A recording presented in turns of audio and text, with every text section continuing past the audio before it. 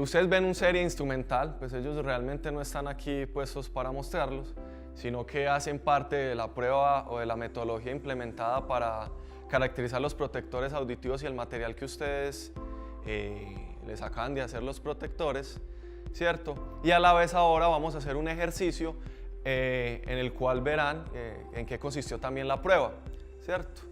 En este caso, entonces, a nivel de Colombia, hicimos una prueba basada en la NTC 2272 de 1998, pues es nombrada acústica, método para la medición de la protección real del oído brindada sobre los protectores auditivos, que es la que nosotros aplicamos y la que explicaré al siguiente, y la medición de la atenuación física de los protectores tipo orejera. Listo. Esto tiene una correspondencia a la norma ANSI S3.19 que lleva el mismo nombre, en este caso pues en inglés.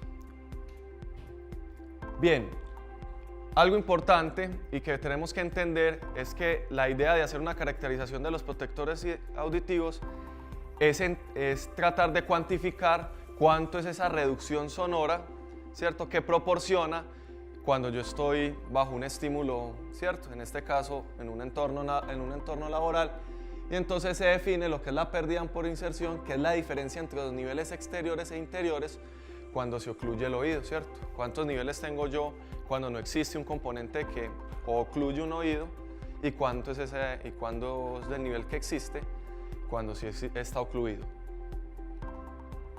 Bien, dentro de esta prueba y los requerimientos que exigía, ¿cierto?, nosotros dentro del material que tenemos en la universidad cumplimos con todos aquellos componentes.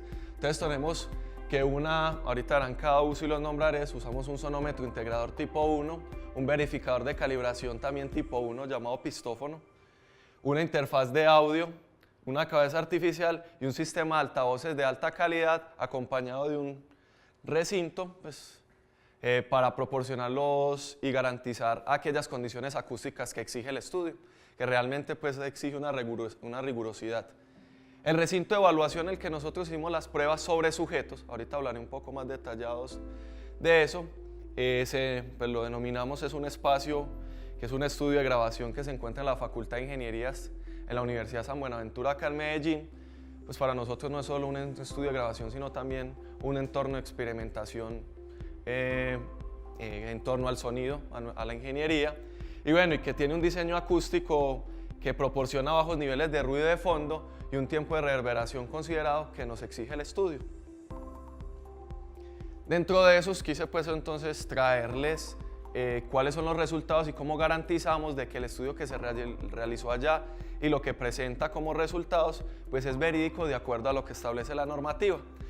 En azul tenemos los ruidos registrados en este espacio allá en la universidad, ¿cierto? Y en naranja los niveles que tenemos que cumplir de acuerdo al umbral de la norma NTC 2272. En este caso pues son unos resultados muy positivos, que todos los niveles, pues hablando del mayor nivel que hay que mantenerse por debajo es de 30 decibeles, nosotros tenemos un espacio, o consideramos para este estudio un espacio con niveles de ruido de fondo inferior a los 15 decibeles. Casi un silencio, sí, estuvimos varios allá pues haciendo la prueba y pues es muy silencioso hasta donde corporalmente puedes sentir la respiración, el corazón, el flujo sanguíneo. Y otro tiempo, pues considerando como otra característica de acústica del recinto importante y que lo tiene la norma, era determinar que todos los niveles en las bandas que vamos a estudiar, que son las que aquí se presentan, 125 Hz, 225 Hz, 500 Hz, 1000 Hz, 2000 Hz, 4000 y 8000, que son bandas de tercios de octavas, pero que se determinan dentro del estándar, se cumplieran. En este caso, entonces, yo puedo tener entre 0.5 segundos y 1.6 segundos de acuerdo a la norma y que dentro de este espacio los cumplimos para poder garantizar que fuera un estudio fiable. Dale. Bien, esta es una parte del esquema en los que nosotros dispusimos, pues tuvimos una sala de control en donde nosotros teníamos una barrera acústica para no incidir ruido encima donde se encontraba el sujeto, que se ubicó en el centro de la sala. Desbloquealo, Diego, porfa, que volví a tocar la pantalla. Y tuvimos un sistema de altavoces de alta fidelidad, pues de alta calidad con los que contamos, sistema de 5 altavoces para generar un campo sonoro uniforme, ¿cierto? Y homogéneo, en el cual pudiéramos garantizar que siempre llegaran los mismos niveles de presión sonora donde se ubicaba ahora el sujeto. Listo, dentro de estos pues hicimos una prueba de que el campo acústico generado alrededor de la cabeza en un punto específico para cada uno de los sujetos en evaluación se cumpliera y que no debería superar los 6 decibeles en las diferencias de cada puntos. Entonces, si yo tuve un punto de referencia, cada uno de esos colores, pues en degradé del naranjado, significa una variación que medía a partir 6 centímetros en la parte trasera, 6 centímetros en la parte frontal, hacia la derecha 8 centímetros, hacia la izquierda 8 centímetros y lo mismo arriba y abajo, para garantizar que los niveles de presión sonora que allí se estuvieran generando garantizaran que existiera un campo homogéneo producto de ese sistema de altavoces. Bien, pero también otras consideraciones en donde a partir de lo que dice la norma y otro conjunto de normas, nosotros teníamos que estimular, ¿cierto?, aquel sujeto que va a caracterizar o va a describir el sonido o el estímulo. Entonces, tomamos una señal denominada ruido blanco, pues que es creada para mediciones acústicas y que es una señal aleatoria que contiene todo el espectro de las frecuencias audibles, ¿cierto?, que es de 20 Hz hasta 20 kHz, con igual potencia en cada frecuencia. ¿Listo? ¿Qué hicimos allí? Fue que a partir de un banco de filtros de frecuencia de tercios de octava, de esas que nosotros ahorita describí que cumplimos en el espacio, filtramos ese ruido blanco y hicimos un muestreo aleatorio de esto, estimulando a los sujetos cada uno, ¿cierto?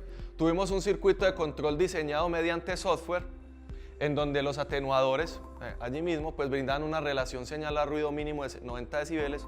Yo podía hacer un estímulo nosotros programamos alrededor de un estímulo desde los 100 decibeles hasta bajar a niveles inferiores de ese estímulo por debajo del ruido de fondo que ya habíamos caracterizado, de casi 10 decibeles. Ese era el rango en que nos podíamos mover, y con atenuadores en pasos de 2.5 decibeles, en donde tratábamos, así como las pruebas audiológicas, ¿cierto?, tratar de identificar la curva de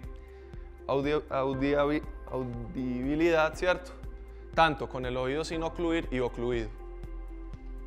Bien, el sistema de altavoces fue calibrado completamente a través de sonómetros y una cabeza artificial para asegurar los niveles mínimos requeridos. Interruptores de encendido y apagado, pues que no fueran a hacer un estímulo diferente que el que estuviéramos buscando para la prueba, y que cumplieron todo de acuerdo a la norma ANSI S3.6 de 1969. Y bueno, todo este sistema fue con una distorsión armónica total, pues en todo el conjunto de altavoces, inferior al 5%, evaluado en la posición del sujeto. ¿Cuántas personas consideramos para este estudio? Fueron 15 personas. De acuerdo a la norma, pues hay que superar 10 personas y que deberían estar bajo estudio. Entre ellas fue una población entre hombres y mujeres de 18 a 35 años. Y bueno, que antes de someterlos a esta prueba, tuvimos una prueba audiológica con un audiómetro estándar conforme a una norma también ANSI S3.6 que tuvimos apoyo también de MOLS. Y bueno, y se informó pues algo muy importante cuando vamos a hacer pruebas en sujetos, que es el tema de la bioética, el procedimiento de la prueba, y que se garantizó que no era perjudicial para su salud y que garantizaba pues que era un estudio con fines de caracterizar los atenuadores hechos pues moldeables. Aquí hay una imagen entonces donde se está dispuesto un sujeto en un punto fijo y de referencia, ¿cierto?, que se sentó en una silla, un punto determinado en donde todos los sujetos se ubicaron correctamente en ese punto, y que subieron 2 pruebas con la serie de filtros que tuvimos, con las orejas descubiertas y sin oclusión para la primera prueba del umbral de audibilidad, muy parecido a la prueba audiométrica. Y luego hicimos uno para determinar el umbral cuando se usaban los protectores auditivos que ustedes pues les acaban de construir. Bien, allí se le indicaba por parte de que había un ajuste de protectores auditivos de tipo tapón, que son muy semejantes, en este caso moldeables, y que son las indicaciones del fabricante para garantizar de que estuvieran completamente puestos. Y la medición del umbral ocluido se realizó mediante el mismo procedimiento cuando no estaba ocluido. Bien, todo para esto, ¿para qué? Para hacer un consolidado de la curva NR, pues que les leo a ustedes, que traduce el Noise Reduction Rating, ¿cierto? NRR, que es la unidad de medida usada para determinar la eficiencia de los dispositivos de protección auditiva usados para determinar la exposición al ruido, lo que ya hemos hablado, en los ambientes laborales y que se pueden clasificar su potencial para reducir los niveles de ruido en decibeles, ¿cierto? Que es lo que nos interesa a la gran mayoría saber cuánto nos puede proveer. En esa prueba entonces nosotros obtuvimos que el nivel consolidado NR, después de garantizar todo el procedimiento estadístico y matemático de los resultados de las muestras, ¿cierto? De cada uno de los sujetos, determinamos que es de 25.6 decibeles. Listo. Y que nosotros no es solo importante conocer de que es un solo valor, sino cómo también es el comportamiento en frecuencia. Ya nos decía Luis al inicio en su charla, que nosotros en un entorno laboral podemos estar expuestos a ruidos impulsivos, a ruidos por frecuencias bajas, ruidos tonales, ruidos constantes, y que para nosotros no es solo un valor el que nos puede caracterizar, sino como también es el comportamiento en frecuencia para poder abordar cada una de esas problemáticas que son específicas dentro de la industria. Entonces, en este caso, tenemos unos valores y una desviación estándar determinado, ¿cierto? Porque estamos haciendo una prueba subjetiva sobre sujetos y notamos pues que hay un valor mínimo en la frecuencia ¿cierto? De 500, que es de 32.1, y una atenuación máxima de 44.5 decibeles para la frecuencia de 8000. Listo. Bien, aparte de eso, nosotros quisimos experimentar, para poder otra metodología que no fuera la atenuación real al oído, o sea, con sujetos. Y para eso usamos un maniquí en el cual hicimos la misma prueba, ¿cierto? Excitamos con ruido blanco la sala en la misma posición, tuvimos la cabeza aquí como lo ven, sin el oído ocluido en esta parte, ¿cierto? Y otra prueba en donde se ocluimos el oído y se le construyó un protector muy semejante al que ustedes tienen a partir de eso, y se obtienen una curva ya no solo para esas frecuencias que tiene la norma NTC ni la ANSI, sino para todo el espectro de frecuencias entre 20 y 12.500 Hz por cada banda de tercio de octava, en donde se puede pues observar como la curva que para frecuencias bajas pues hay que tener en cuenta de que no solo la transmisión, o sea, nuestro sistema auditivo no solo la primera vía en donde escuchamos es por el canal auditivo de nosotros, sino que también hay una transmisión por medio física, ¿cierto? Que también se compone por los huesos, la piel, nuestro torso, y que puede que tenga que haber otro tipo de protección adicional y que hay que considerar. Y que en este caso, para las bandas de frecuencia, encontramos resultados muy similares a los que ya habíamos hecho con los sujetos. En conclusiones, entonces el NR definitivo, 25.6 decibeles, generados bajo el método de inyección, ¿cierto? Una prueba previa en donde tratamos de caracterizar cuando el protector se realiza manualmente o cuando se realiza por el método de inyección, y encontramos que la desviación en los resultados era un poco más significativa, y por lo tanto entonces consideramos que en el método de inyección se tiene una curva y una protección mucho mayor.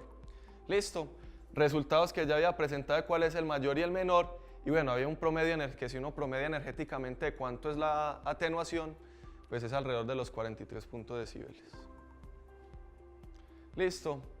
De ese estudio entonces generamos unas recomendaciones en el cuales para los resultados y lo que da la estadística, la matemática de esto es que el método de inyección es una de las mejores formas de tener una protección mucho más, porque asegura de que sea completa, esté protegido, esté insertado en el canal auditivo y alrededor pues de la oreja, y que esta es la mayor, es considerada como la óptima.